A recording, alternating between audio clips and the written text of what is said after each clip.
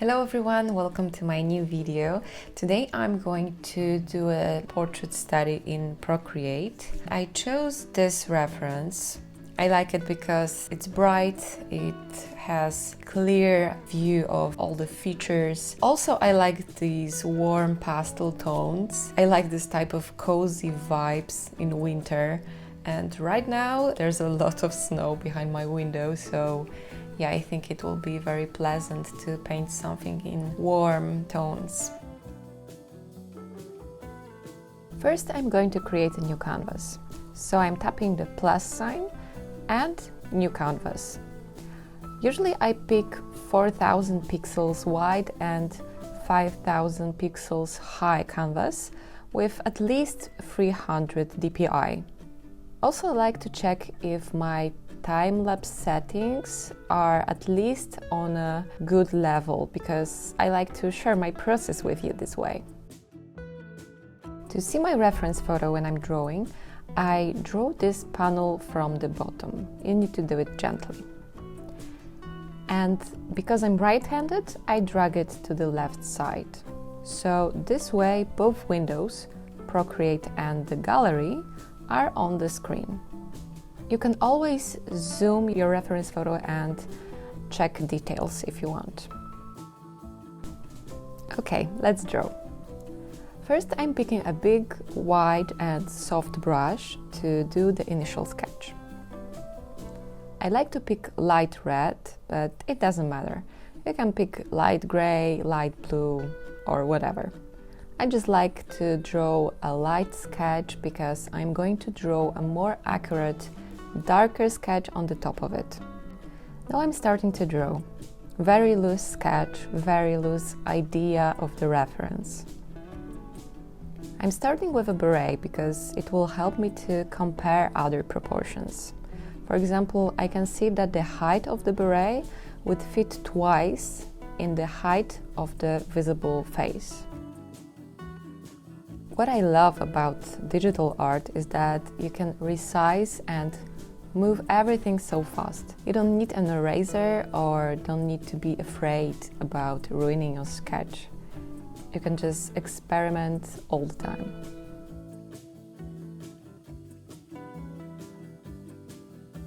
What is important here is that I'm thinking about the general big planes. So, for example, the beret has two planes. One that faces this way to the side and the frontal part. And you can see the central part of the front and of the face. So basically you don't have to think about each plane from the beginning or each shape, each proportion. Just focus on the biggest ones. Now I'll lower the opacity of this layer and add the next one on the top of it. Now I'm going to use dry ink brush, which is one of my favorites because I think it looks very natural and behaves almost like very dark black pencil.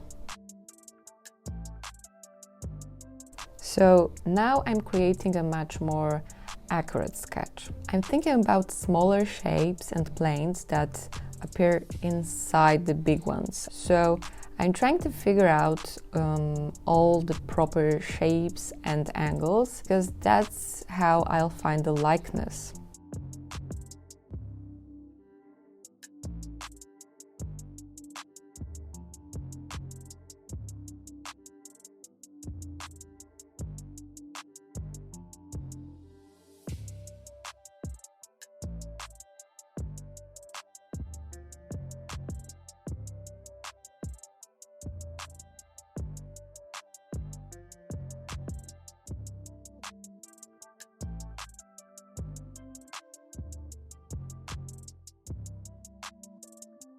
If I make a mistake, I use a liquify tool to push and correct distances or shapes. I actually do this through the whole process of painting. Very often artists move forward only when they see their drawing is done and perfect, but My digital sketch evolves even when I'm starting to paint, or often even at the final stages of painting. And digital art is very relaxing, because you can correct your mistakes all the time, but at the same time, you need to be careful to not get lost in the process. I often have this problem as a perfectionist.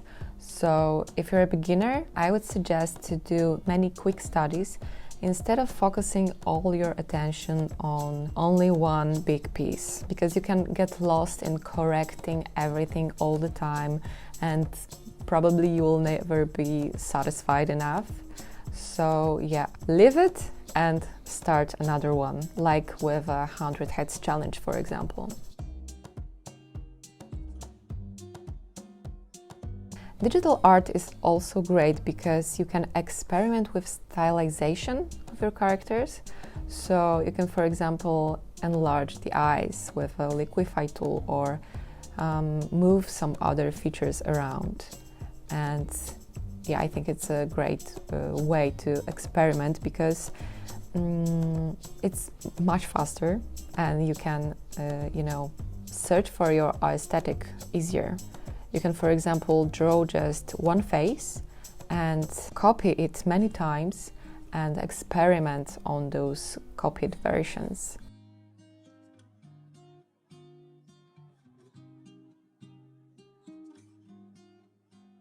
As you can see, Procreate has cool options of drawing shapes.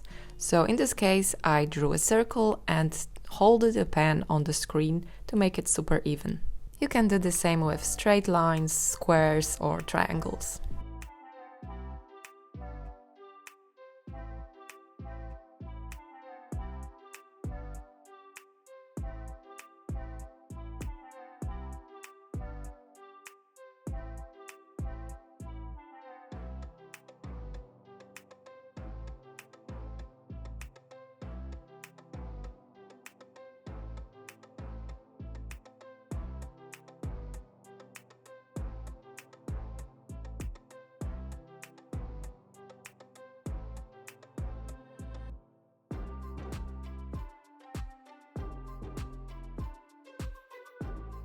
Now when I'm happy enough with my drawing, I can start painting. First, I'm adding the green underpainting, kind of like greenish color, not super vivid green. And I'm using a gouache brush. I tried a few ways of starting and this one works for me the best at the moment.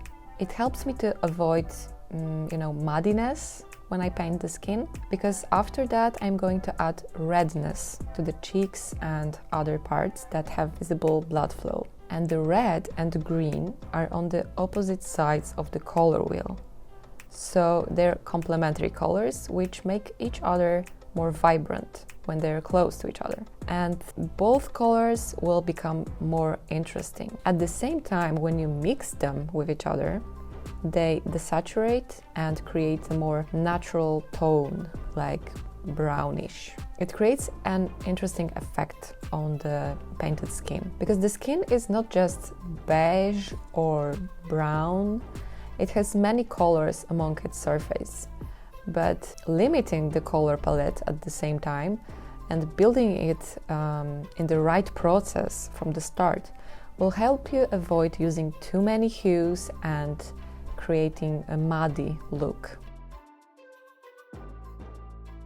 After the green underpainting, I'm adding a more natural peach color of the skin. Not everywhere, so with a big general strokes. I'm not adding it where I want the green to be most visible, so on the jaw, for example. And I need to focus on these big strokes and avoid going into details because I want to keep the freshness of the painting.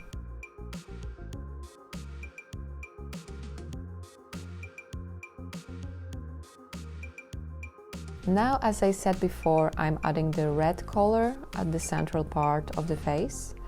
And according to the map I shared on Instagram.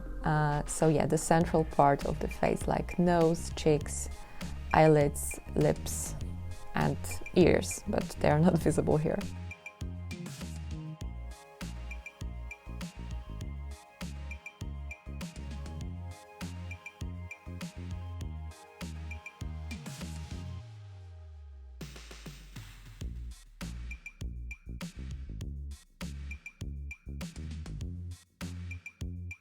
Next, I'm adding some darker tones. There aren't many on the reference, but it's important to add them because it will create a bigger range of values and depth.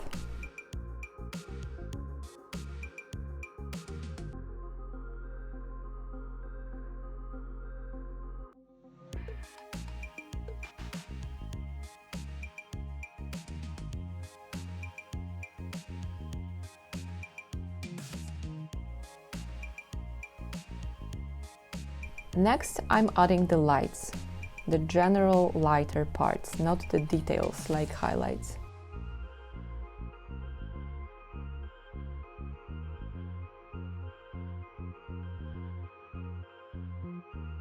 Now I'm going to tell you how I pick colors of some areas. For example, she has blue eyes on this reference, but I'm not sure if it's the best choice for my painting. So I'm painting blue irises on the separate layer, and then I'm opening the hue, saturation, brightness. And now I can move these sliders to see which color looks best for her eyes. I like the violet, so I will keep it. And you can do it with each part of your picture. You don't have to copy the palette from your reference if you don't like it. So as you can see, I'm thinking about each decision during the process. If something doesn't work, I just change it. So don't feel bad if you're not sure about everything from the beginning. I'm neither. Now I'm going to blend the hard edges between the colors. It's important to keep some edges sharp and blur only parts of them where you want to create smoothness. You can of course blend everything out, but it might be less interesting to the viewer, like too realistic. Sometimes something is so realistic that it looks not very realistic, if you know what I mean. Now it is a base on which I can paint more accurate, local colors and exact skin tones. I love to paint irregular skin textures, and Flick's brush is great for that, I think. I'm using low opacity and different sizes of this brush to make it look more natural and, connected to the skin. Also, I used here a bit of an orangey tone of the freckles, as I can see on the reference. To emphasize this orange tone of the freckles, I switched the layer mode to overlay.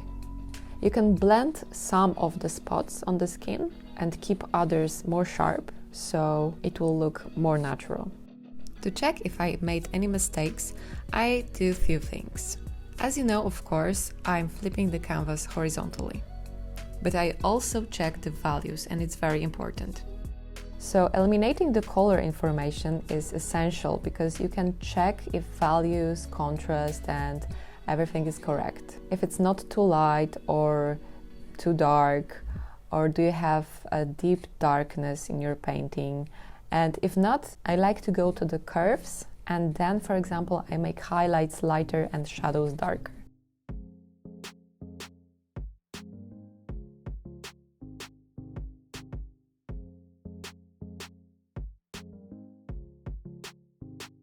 Now I'm going deeper into details. So I'm zooming the reference and the canvas to see everything more clearly. I'm using fine liner to draw the hair or lashes or natural lines like the edge of the eyelid. And also I'm painting at the top of the first sketch to cover it a bit. I like to see the contours in art and a bit of a comic look, but now I'm painting in a more realistic way, and in real life there are no such contours, so just I'm covering most of them.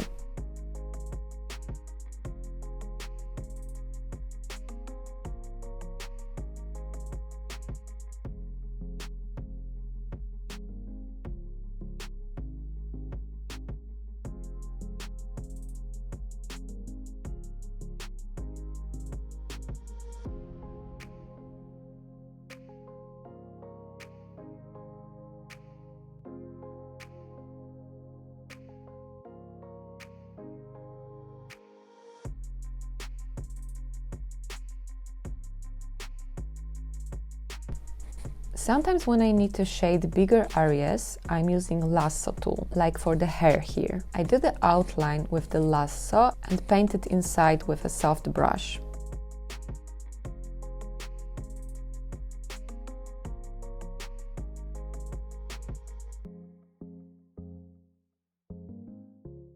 I used also a lot of fine liner to paint the hair. In the end, I added few single hair flowing on the wind to make everything more light and realistic.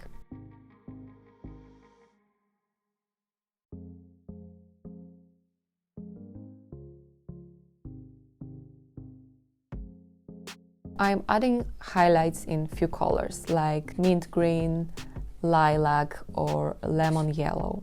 This way they look more realistic and like reflected from the surrounding, so it creates a nice mood. And that's the final piece, everyone. I hope you liked seeing the process and learned a bit, maybe. Thank you so much for watching, and let me know if you have any questions or suggestions. Bye!